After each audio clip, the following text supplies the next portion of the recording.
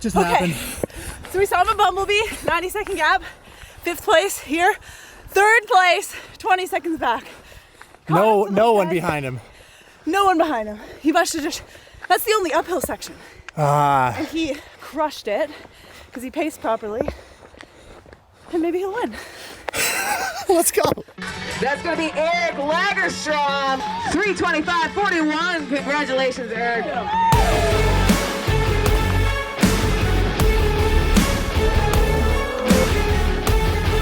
You got to know, baby! Let's go! Let's go!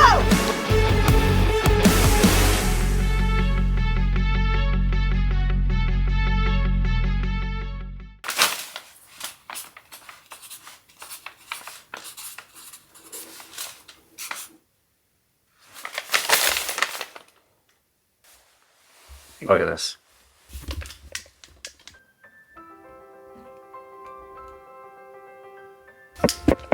All right, this is going to be the last intro from the office here in Bend for a while. I'm packing up the van, I'm packing up a whole bunch of camera gear, run gear, training stuff, and we're headed to Arizona. Flynn and I are going to get in the van. It's a 17-hour drive. We're going to be stopping on the way in Vegas to pick up Paula. She has to fly to Portland first for a green card appointment, and then is going to fly down and meet us. There's currently about 3 inches of snow on the ground, so I'm not upset about her missing the snowy part of the drive. It's probably going to be a little stressful, but I'm chill. Flynn's chill. She can just skip that part.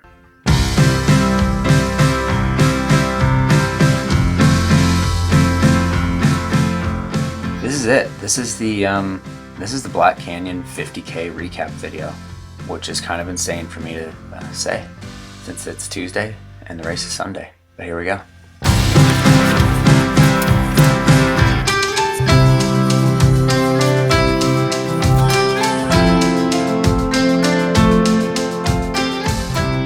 It's hard for me to make a goal about this. I don't have any expectations. It feels like completely off the edge of the map of what I know, except that I know how to go hard for 4 hours. That's what I did in 70.3. That's what I've been training for my whole life. Done a long mountain bike race. I did that FKT, the Broken Top FKT, that was 8 hours. Like, the length is certainly not intimidating, but the length of time that I'll be running and the potential speed that's going to be coming in with, like, to me, a completely unknown set of athletes. That's the scary part, if there was going to be a scary part. That being said, I just don't feel like I don't have any expectations for myself other than to finish strong, like run the best time that I possibly can, but I don't know if that'll put me at 3.5 hours, faster, slower, 5th place, 15th place, podium, I don't know, but it would be freaking awesome to be on the podium. I guess I would call it a goal, even though it's a goal that's not really based in any sort of scientific, feedback loop or anything. It's just, that would be awesome. And that's the kind of thing that gets me motivated. So.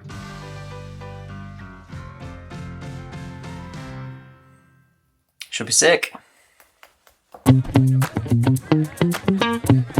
Right. Alright, made it all the way to Arizona. Heather and Waddy are here. This is gonna be my first course scout. We're staying at Bumblebee, which is like 19.7 mile aid station, and then straight out of here you hit what looks to be the only significant climb on the course, maybe like 1.5k. Pretty psyched to see some rock on the trail.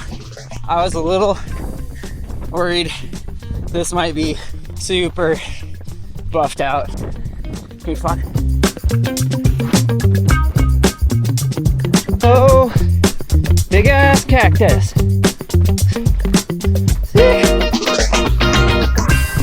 Okay, I think this might be as good a time as any to just say quick thank you to Thumb Coffee back in Bend. It's not free to make YouTube videos. It's not free to have somebody help you shoot. We're gonna be doing a special edition TTL instant coffee and beans in a blend that we come up with in the van. I'm just doing the pump instant coffee. So easy. Takes up no space in the van. Wow, this is a sick session. And it's gonna be freaking awesome for taking the races. That's it. End of spiel. But keep an eye out for it. You come up with some sweet name. Haven't gotten that far yet. Phew. Oh, baby, that's it. Pause.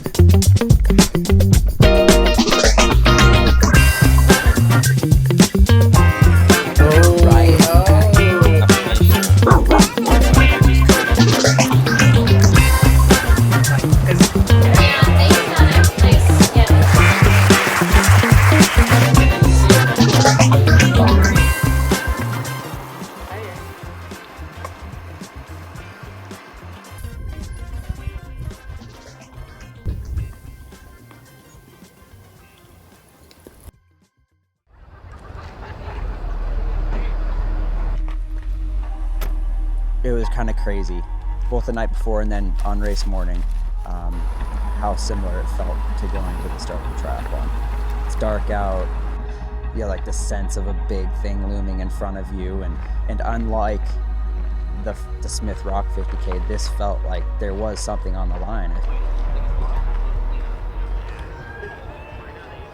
I honestly wasn't sure when I signed up for this race in December. I put it at about a 10% chance that it was going to happen because of all the hip pain that I've been experiencing. But over the course of the last few weeks, it's really trended positively, the PT, the work that I've done. So I was psyched to wake up on race morning and feel like I had a really strong chance of finishing.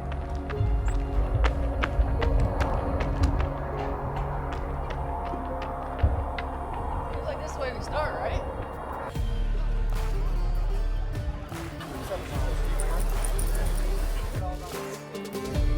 I would say rather than an underdog, I was just fish out of water in the desert. And yeah, I'd have done a 50K, 150K before, but I was like kind of a local race, and this feels like, to really, it's triathlon. It's like Oceanside.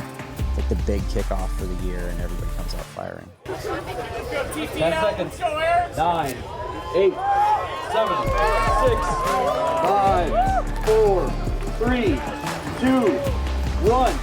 Go get him!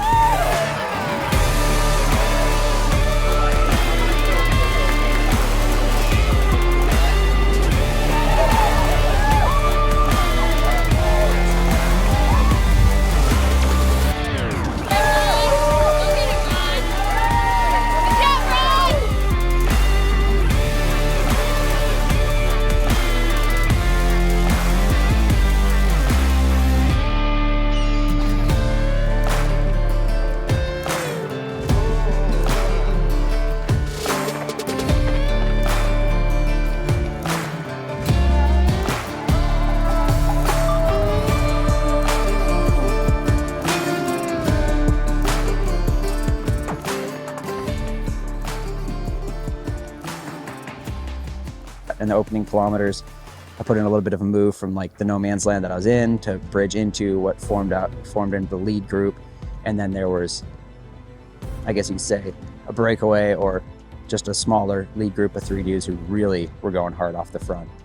And they were in the category of like, I think that would be risky to the back half of the race. So yeah, sitting right now at 1:13 a laps. They are going to be coming in right on time to this aid station. Again, that predictive time has them cruising 550 miles average on this section.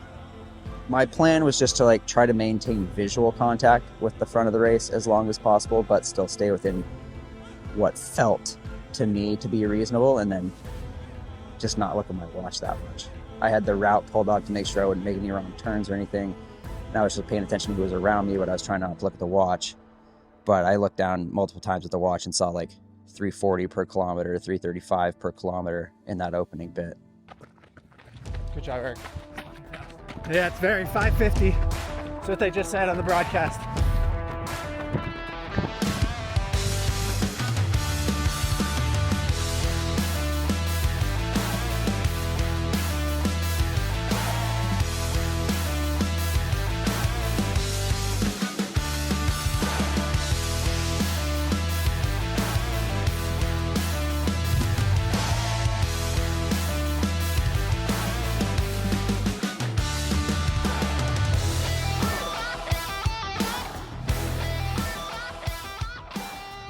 big thing for me going into this was my fueling strategy. And watching the 100K and just watching races lately, live broadcasts, it's like almost nobody's wearing vests.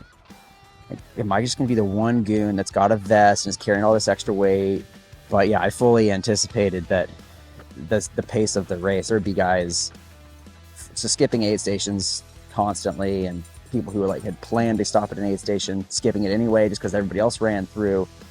So I wanted to be able to carry as much of my own stuff as possible and be able to skip the aid stations as well, with the exception of the Bumblebee Ranch one, so that I could go with the dynamics of the race. Because that was what I was excited about with this race, is coming in and racing people. It's just me. After probably, I don't know if it was like 10K or so, I put in a little bit of a move to catch up to Chris Myers. I felt like he was a dude just being more of a 100K specialist that wasn't going to go out too hot. So I put in a move around 10K or so to catch up to him, and I was just going to try to hang with him as long as possible.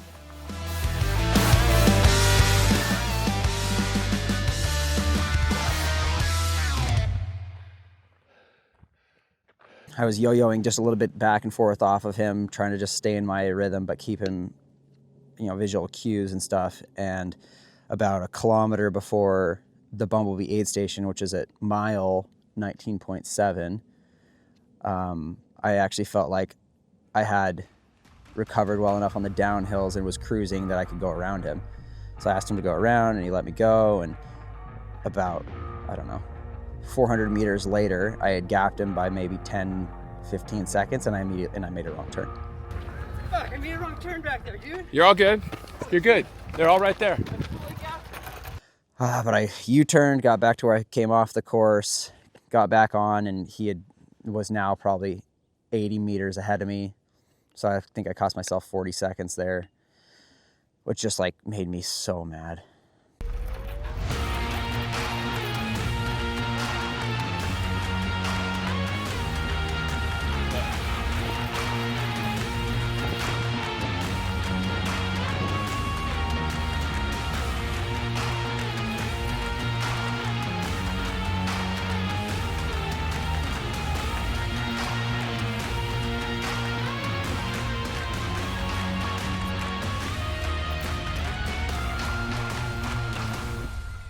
I was really feeling good, and I was patient. I was like, okay, I'm gonna make a move just a little bit before Bumblebee and get in there, rip that aid station, start working on catching the front guys if at all possible.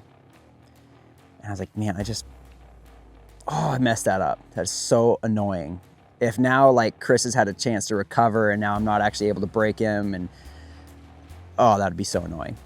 And I carried that fury. It turned into straight up fury. Running through Bumblebee aid station, got all the stuff I needed. Paula poured water on me. Got a new thing of high carb fuel, bottle of water.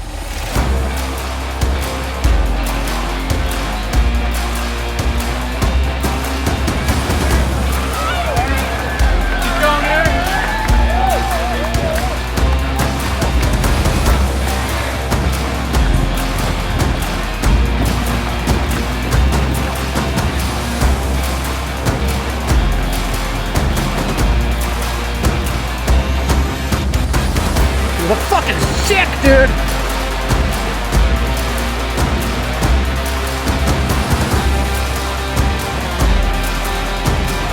So the front guy's not much, maybe 90 seconds.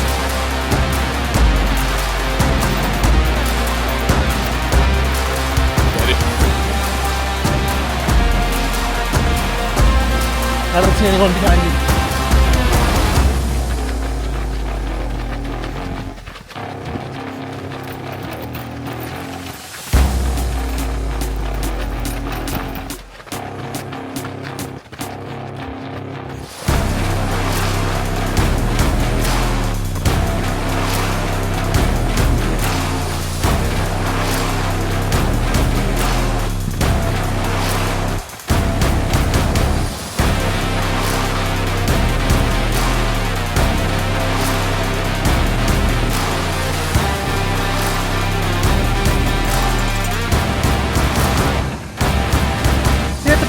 Good job. No fucking way, dude. I just chased Eric for a few minutes. God never intended for anyone to run that fast on dirt. It's insane. I don't know how they're doing that. Unbelievably fast.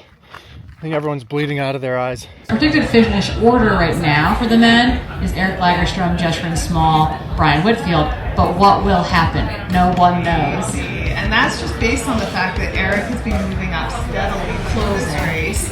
His splits are getting just that little bit faster, whereas the top two have been very consistent, staying together. So, yeah, really interested to see how that plays out in real time. And I ran out of that aid station really hard. Still felt like I was in control of myself, not like a sprint, but like I am legitimately going hard now. And it was time to just like get a little risky. Just happened. So we saw him in Bumblebee, 90-second gap, 5th place here, 3rd place, 20 seconds back. No one behind him. No one behind him. He must have just, that's the only uphill section. And he crushed it because he paced properly. And maybe he'll win. Let's go. On your right, you got me? You're catching him, baby! You're fucking catching him, baby! Let's go! Let's go! Water. Good. I caught Chris plus 3rd place on the climb out of Bumblebee, which is about 1 kilometer long. And I just kept rolling over the top. It was probably my favorite section of the course. Flat, super windy. On the section between Bumblebee and Gloriana Mine. And I started being able to see the 2 leaders like across. You go into these like kind of deep canyon switchbacks basically, and I was starting to be able to see him and like get a split at a cactus or something like that. And I could see it was a minute and 45 seconds, like 35 seconds. And when we hit the Gloriana Mine, I think it was right at 30 seconds. I felt completely fine aerobically. My nutrition was dialed. There was nothing wrong except for my legs were just, it was the most muscular pain I think I've ever experienced.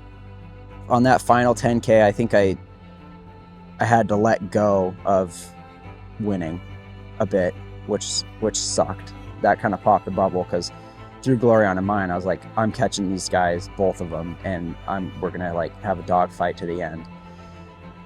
I knew that there was always a chance that, you know, Jeshrin in front was gonna like have the same issue that I was having. We all went out super fast, and so I was like stayed on it as best as I could, but I didn't have that same feeling of like, I think I can probably catch him. And then I think with what, like 400 meters to go, you finally bottom out and make a left turn, and it felt so good to be on flat ground.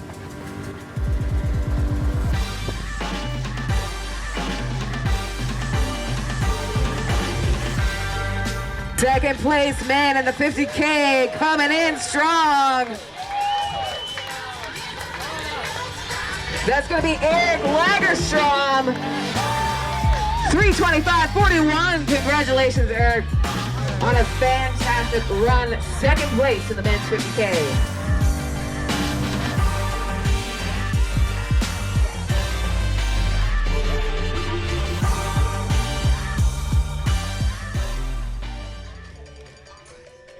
Yeah, it was super validating to cross the line in second, in front of some names that I've read on start lists and that I know have good, solid results, really fast marathon times, etc. There were a bunch of people in this race that I don't want to say I was fearful of, but that I was like, there's no reason I should be in the top 5. Like maybe it's possible, and I don't know, but there's like multiple people here that I would not be even remotely embarrassed or whatever if they smoked me. So to be second and Jeshrin, the guy who won, I was like 2.5 minutes or something behind him, and I think he's like top 5 in the UTMB series type of guy, like legitimate world contender in those races. So yeah, I feel like I belong in the race if I want to keep doing it, and what the next race will be, I don't know, but it's really exciting, and the community is so welcoming and fun, and we camped the whole weekend, and it just, I mean, it really brings me back to like the first days that I did triathlons, and everybody was so supportive and positive and fun. You know, like you're competing obviously and going as hard as you can and everything, but there's a family atmosphere that's so pervasive and forward. It's really cool. I don't know what the next one is going to be. I've got a big film project that Nick and I are working on right now. Thanks to Nick for coming out and filming. Heather and Waddy for giving me all the advice on this course, and Paula for being patient and camping and being crew chief for me. And that's a really cool thing about doing this, and something that I look forward to and doing more in the future. Is like, it feels like a little bit of a team effort. And yeah, I'm really excited to do another one. I just don't know when that's going to be just yet.